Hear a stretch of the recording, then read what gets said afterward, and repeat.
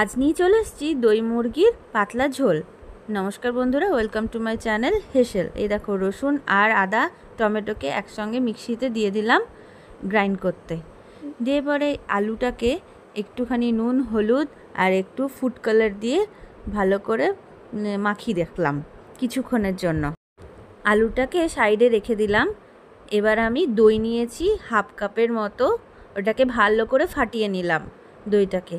এবার দইয়ের মধ্যে দিয়েছি একটু ফুড কালার আর দিয়েছি ধনে গুঁড়ো, লঙ্কা গুঁড়ো, কাশ্মীরি লঙ্কার গুঁড়ো, জিরে গুঁড়ো আর গোলমরিচের গুঁড়ো। এগুলোকে একসাথে পুরো ফাটিয়ে নিলাম। হলুদ গুঁড়ো 2 চামচের মতো এখানে দিয়েছি, এই দেখো। তারপরে এগুলোকে সব একসঙ্গে মিক্সিং করা হলো। আর সর্ষের তেল দেওয়া হয়েছে, এখানে অনেকটাই সর্ষের তেল দিয়েছি আর নুন দিয়েছি।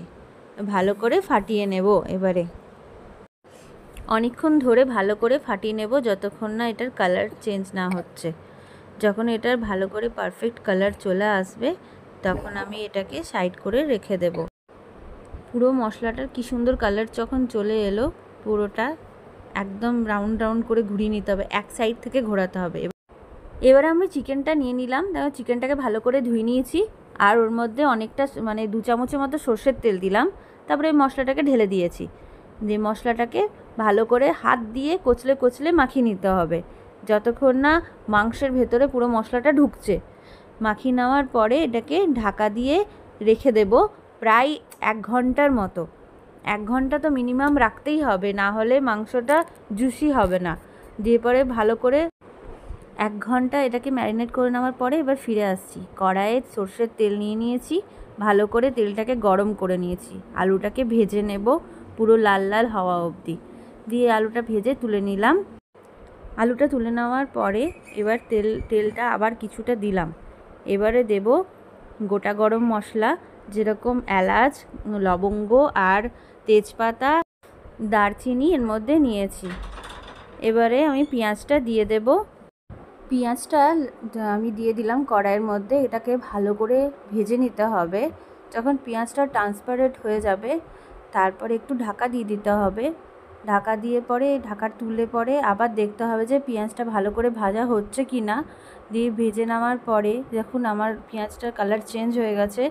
দিয়ে এবার নুন দিয়ে দেব। নুন দিয়ে একটু ঢাকা দিয়ে রাখবো। দিয়ে দেখব পেঁয়াজটা পুরোপুরি ট্রান্সপারেন্ট হয়ে গেছে। ট্রান্সপারেন্ট হয়ে যাওয়ার পরে এবার আমরা মশলাটাকে দিয়ে দেব, যেটা আমরা মিক্সিংয়ে পিষে রেখেছিলাম। দিয়ে আমরা এবার মশলাটাকে এর মধ্যে ঢেলে দিচ্ছি। দেখুন আপনারা, মশলাটাকে ঢালা হয়ে গেল। এবারে এটাকে ভালো করে কষিয়ে নিতে হবে, যতক্ষণ না এর গন্ধটা যায় ভালো করে কষিয়ে নিতে হবে। একটু ওই যেটা মিক্সির মিক্সিতে জল দিয়ে একটুখানি দিয়ে দিলাম ওর মধ্যে। দিয়ে মশলাটা কষে যাওয়ার পরে এবার আমরা মাংসটা ওর মধ্যে দিয়ে দিয়েছি। দিয়ে মাংসটা ভালো করে ম্যারিনেট হয়ে গেছিলো 1 ঘন্টা যেহেতু আমি রেখেছিলাম। ওর মধ্যে অনেকটা জুসি ব্যাপারটা এসে গেছিলো। তাও আমরা কিছুক্ষণ নেড়ে পরে বারবার ঢাকা দিয়ে এটাকে রান্না করব। দিয়ে ঢাকা দিয়ে ভালো করে যখন রান্না করে যখন জল বেরিয়ে যাবে, মাংস একদম পুরো জল ছেড়ে দেবে, তখন আমরা এটার মধ্যে 2-3টে লঙ্কা দিয়েছি। আবার এটাকে আবার কিছুক্ষণের জন্য আবার ঢাকা দিয়ে রাখবো। এবার আলুগুলোকে ওর মধ্যে দিয়ে দেব। এবার আলুগুলোকে ভালো করে ঢাকা দিয়ে কিছুক্ষণ রান্না করতে হবে।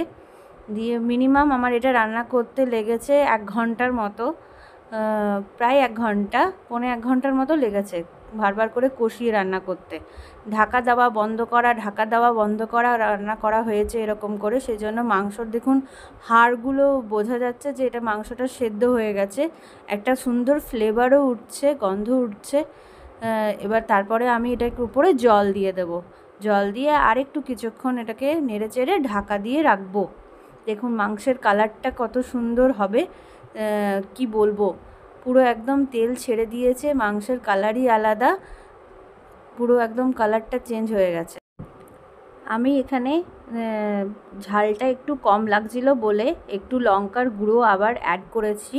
নিজেরা টেস্ট অনুযায়ী ঝালটা ব্যবহার করবে। আর এরপরে ধনেপাতা দিয়ে দিয়েছি। ধনেপাতা দিয়ে আমাদের রেডি হয়ে যাবে দই মাংসের পাতলা ঝোল।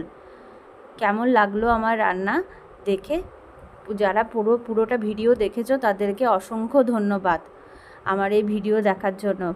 ভিডিওতে একটা করে লাইক করে দেবেন, তাতে আমার রান্না করতে ইন্টারেস্ট বাড়বে। আপনাদের সহযোগিতাই তো, তবেই তো আমি ভিডিও বানাতে পারবো। আর কমেন্টে নিশ্চয়ই জানাবে কেমন লাগছে আমার ভিডিও দেখতে। Thank you for watching.